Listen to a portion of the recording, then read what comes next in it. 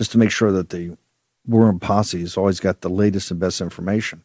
Brian Kennedy talked about a People's War Declaration by Xi in May of 2019. Why? Because they'd had their first conference on One Belt, One Road, first big conference. I think it was in Shanghai. Putin showed up. They thought they were kings of the world then. Lighthizer, Bob Lighthizer, and Peter Navarro for 2 years. 2 years. I was there for the beginning of it. 2 years.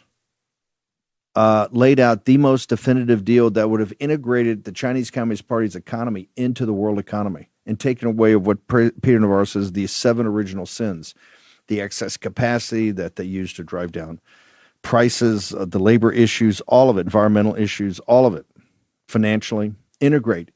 And they sat there, Wang Xishan and Xi reviewed Li He, the total report after the One Belt and Road Conference, and said, if we do this, we're essentially going to be submitting to the foreign devils. And Trump is king foreign devil. We can't submit to anything that Trump's got a hand in. After 2 years, and they fully negotiated. This thing was enormous. Hour after hour, day after day, week after week, month after month for 2 years. They just tore it up. The Chinese have a phrase, circumstances changed. Lao Beijing can tell you about that. Circumstances changed. They looked around, they declared a people's war. And wow, what happened shortly after that? Oh, yeah, that's right. The COVID pandemic started in the military games in the, I think, August and September of that year. Yep. The biological bomb that they dropped in the United States to end President Trump's political career. Well, guess what? They were wrong.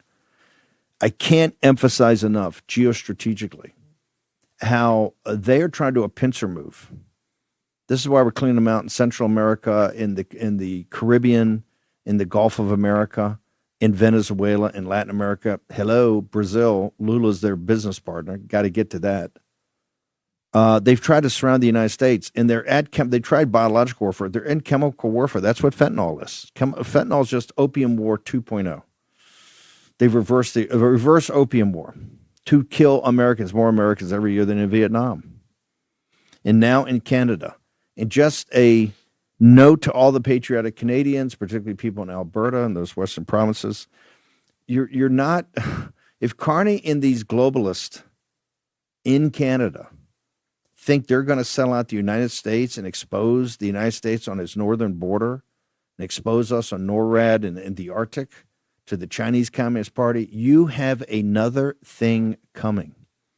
If you've seen President Trump act with alacrity on hemispheric defense, whether that is in Greenland or in Venezuela or cleaning up this Western Hemisphere to make sure that America first and American citizens first, you were sadly mistaken. And let me be blunt. You are playing with fire. You play with you get in bed with the Chinese Communist Party, then guess what?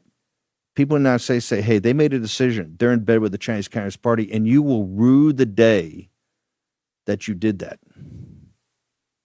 And Canada's been one of America's best allies, pound for pound, in World War II, World War I. Their heroism and valor of Canadian troops, unparalleled. Tough as boot leather and always there, right shoulder to shoulder with you on D-Day. But I got to tell you, the country of Canada has radically changed. But we're not going to let your problems be our problems. Just assume you're on notice.